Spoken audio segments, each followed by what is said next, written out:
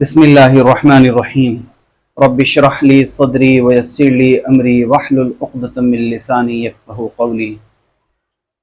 چلیے آج ہم اپنا سبق شروع کرتے ہیں، اور یہ عربی قواعد کا دوسرا سبق ہے۔ ہم لوگوں نے پڑھا تھا اسم کے بارے میں، پر ایک اسم بلحاظ حالت، اسم بلحاظ جنس، اسم بلحاظ وسعت، اسم بلحاظ عدد۔ تو آج جو ہم سبق پڑھیں گے وہ سبق ہے اسم بلحاظ حالت، یعنی حالت کے اعتبار سے عربی قواعد میں اسم کو پرکھا جائے گا تو حالت کے اعتبار سے تین حالتیں ہوں گی۔ سب سے پہلی حالت رفع، کیا ہوگی؟ جسے رفعن بھی کہتے ہیں اور حالت فاعلی بھی کہتے ہیں۔ اور دوسری حالت ہوگی نصب، اور تیسری حالت ہوگی جر۔ ہم نے حالت رفع کا ایک ترجمہ یہ بھی کیا تھا کہ نے بھی ہو سکتا ہے، اور ہم نے مثال دی تھی اردو زبان کے اندر، جیسے زید نے محمود کو مارا۔ میں لکھتا ہوں زید نے محمود کو مارا۔ اب آپ یہاں مجھے یہ دیکھ کر بتائیے، ہماری اردو زبان کے اندر حالت فاعلی میں کون سا اسم ہے؟ زید ہے یا محمود ہے؟ زید ہے، ماشاءاللہ۔ آپ نے زید کو کیسے پہچانا؟ ہماری اردو زبان میں حالت فاعلی کی علامت کیا ہے، نشانی کیا ہے؟ نے ہے، ماشاءاللہ۔ اور حالت مفعولی کی علامت کیا ہے؟ کو ہے، تو یہ کو ہے۔ اچھا، میں اس کو سمجھانے کے لیے الٹا کر دیتا ہوں۔ محمود کو زید نے مارا۔ اب بتائیے آپ کہ اب حالت فاعلی میں کون سا اسم ہے، محمود ہے کہ زید ہے؟ آپ نے کیسے پہچانا؟ لیکن یہاں تو زید بعد میں ہے اور یہاں زید پہلے ہے۔ جواب یہ ہے کہ جی ہماری اردو زبان میں نے جو ہے وہ علامت ہے رفع کی، کہیں کی؟ رفع کی۔ تو حالت رفع میں کوئی اسم اگر ہوتا ہے تو اس کا ایک ترجمہ یہ بھی ہو سکتا ہے، گویا کہ عام اصطلاح میں، ٹھیٹ اصطلاح میں، نے کیا ہو سکتا ہے؟ نے۔ اور حالت مفعولی میں اگر کوئی اسم ہو تو اسے کہہ لیجئے آپ نصب ہو۔ ایک ترجمہ نصب کا کیا ہو سکتا ہے؟ ہو۔ اور اسی طریقے سے جیسے مدرسے کا، مدرسے کی، اچھا لڑکے کی کتاب، تو یہ جو کی کا مفہوم ہے، یہ پیدا کرنے کے لیے ہمیں ضرورت پڑتی ہے جر کی، کہیں کی؟ مثلا اس کا ایک ترجمہ ہو سکتا ہے کی کا وغیرہ بھی ہو سکتا ہے۔ تو بہرحال یہ ہم نے شارٹ میں آپ کو کچھ اشارے دیے ہیں تاکہ آپ کے ذہن میں یہ بات بیٹھ جائے کہ رفع سے مراد کیا ہے۔ رفع سے مراد کیا ہے؟ کہ رفع سے مراد کیا لے رہے ہیں، نصب سے مراد کیا لے رہے ہیں، اور جر سے مراد کیا لے رہے ہیں۔ اب ہم کچھ اسموں پر پریکٹس کر کے دیکھتے ہیں، امید ہے انشاءاللہ آپ اس کو اچھے سے سمجھ پائیں گے۔ ایک اسم ہے مسلم، کیا ہے؟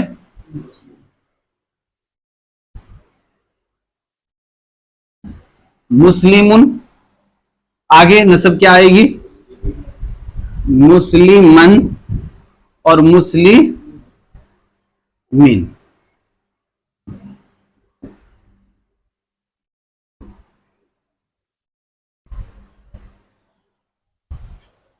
مسلمن کس حالت میں ہے؟ حالت رفع میں ہے۔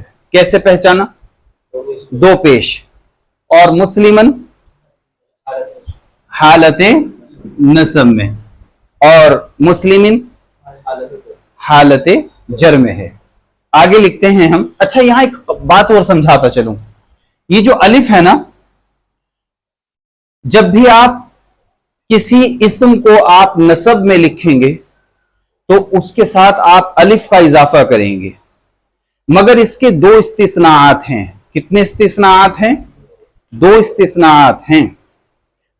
नंबर एक, वो इस्म जो गोल ता पर खत्म हो रहा हो, जैसे जन्नतन, तो यहां आप अलिफ नहीं लिखेंगे, क्योंकि गोल ता जो है जिसे ताए मुदव्वरा या ताए मरबूता भी कहते हैं, ये ताए मुदव्वरा भी कहते हैं इसको और ताए मरबूता भी कहते हैं, और ये ताए मबसूता है, फैली हुई ता है ये वाली।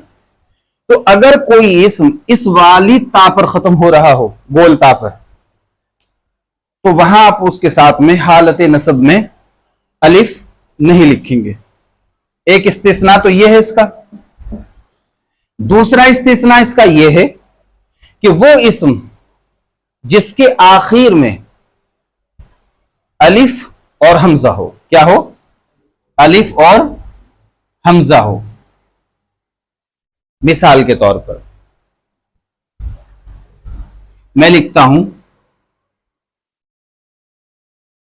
समाअन, क्या लिखता हूं? ये इस्म अलिफ और हमजा पर खत्म हो रहा है, तो इसलिए यहां आप अलिफ का इजाफा नहीं करेंगे। कभी आप अलिफ लगा दें यहां पर, ये गड़बड़ हो जाएगा मामला, और ना इसके साथ लगाएंगे आप अलिफ, इसके साथ भी मशरूत नहीं है, ठीक है। इसी तरीके से वो इस्म जो वाव और हमजा पर खत्म हो रहा हो, मिसाल के तौर पे सूअन, क्या है? सूअन, तो ऐसा नहीं होगा कि आप यहां अलिफ लगा दें। बाकी इनके अलावा तमाम अस्मा पर हालत नसब में आप अलिफ लगाएंगे। उम्मीद है ये आपको दो तीन इस्तिस्नाआत समझ में आ गए होंगे। अब हम लिखते हैं रफा क्या आएगी जी? आसमान की। समाउन क्या आएगी? समाउन, और नसब अलिफ आएगा, समाअन और समा इन। अच्छा, सूउन, क्या? सूउन, और सूअन में अलिफ आएगा, सूअन और सू इन। अच्छा, इसी तरीके से शैउन क्या आएगा? शैउन। अब यहां भी तो ये इस्म जो आएगा शैअन, ये अलिफ के साथ आएगा या बगैर अलिफ के आएगा? बगैर अलिफ के क्यों आएगा? हमजा तो जरूर है, लेकिन अभी आपको इस्तिस्ना बताया था ना कि वो इस्म जो अलिफ और हमजा पर खत्म हो या वाव और हमजा पर, ये तो या और हमजा है ना, ये तो या और हमजा है, तो लिहाजा इसके साथ अलिफ आएगा। क्या आएगा? शैअन, और शैइन। अच्छा, इसी तरीके से हम लिखते हैं जन्नतुन।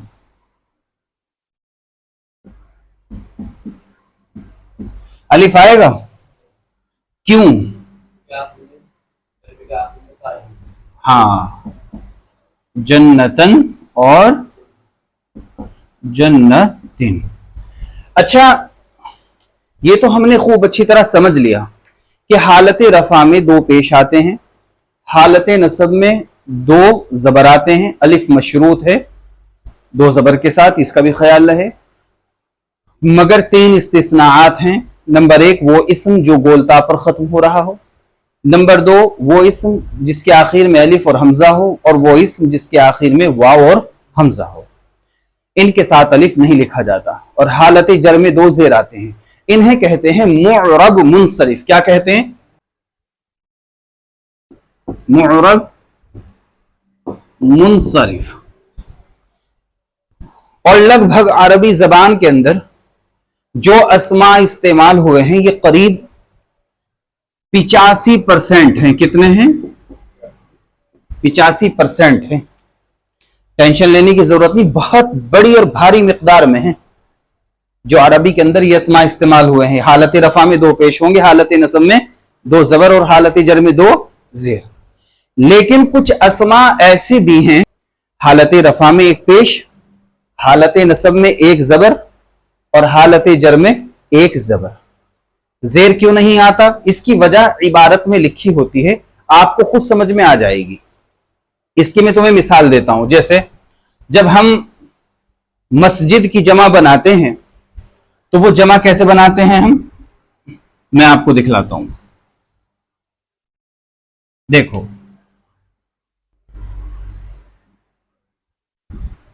मसाजिदु और हालत नसब में मसाजिदा और हालत जर में मसाजिदा। आप सोच रहे होंगे कि जी हमें कैसे पता चलेगा कि ये हालत नसब में है या हालत जर में है।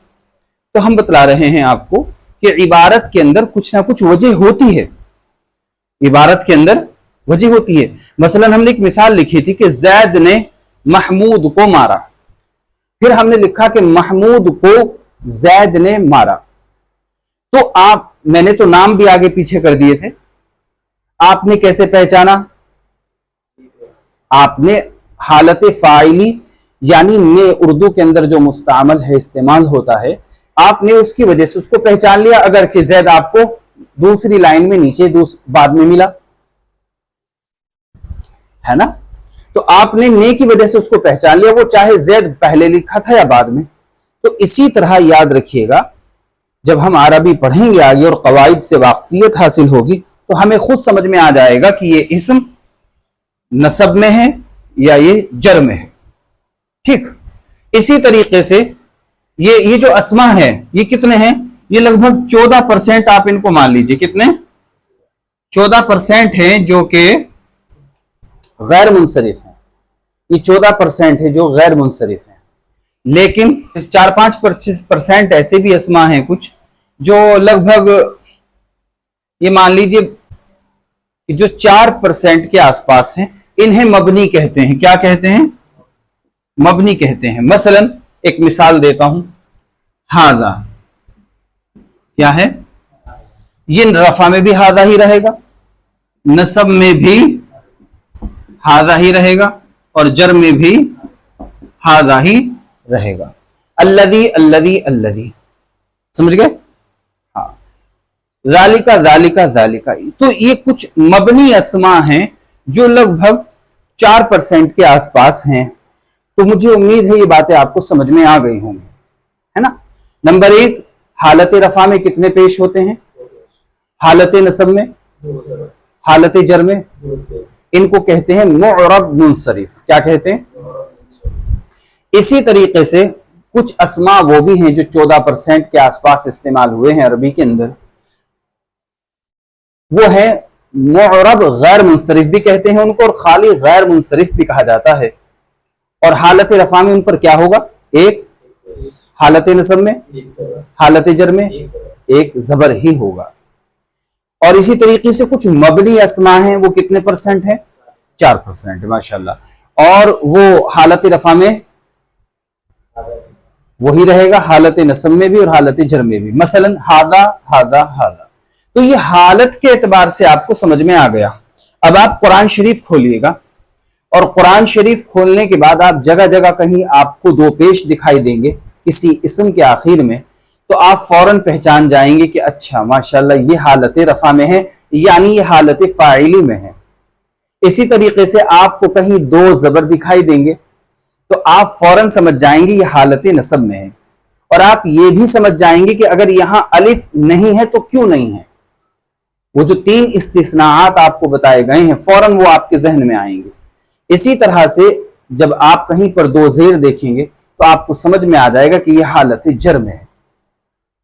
उम्मीद है ये सबक आपको खूब अच्छी तरह समझ में आ गया होगा। अब हम कुछ अस्मा पढ़ते हैं।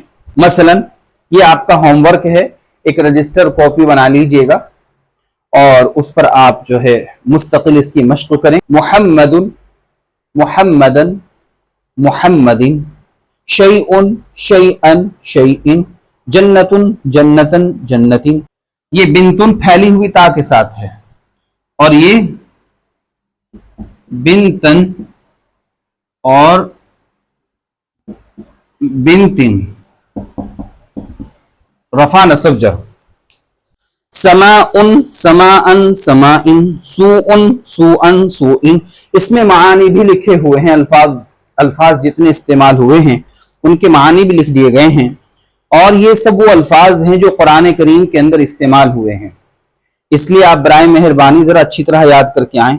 फिर इसी तरह से गैर मुनसरिफ अस्मा लिखे गए हैं। अच्छा, मैं एक कायदा और बयान कर दूं, औरतों के नाम आम तौर से अरबी जबान में गैर मुनसरिफ होते हैं।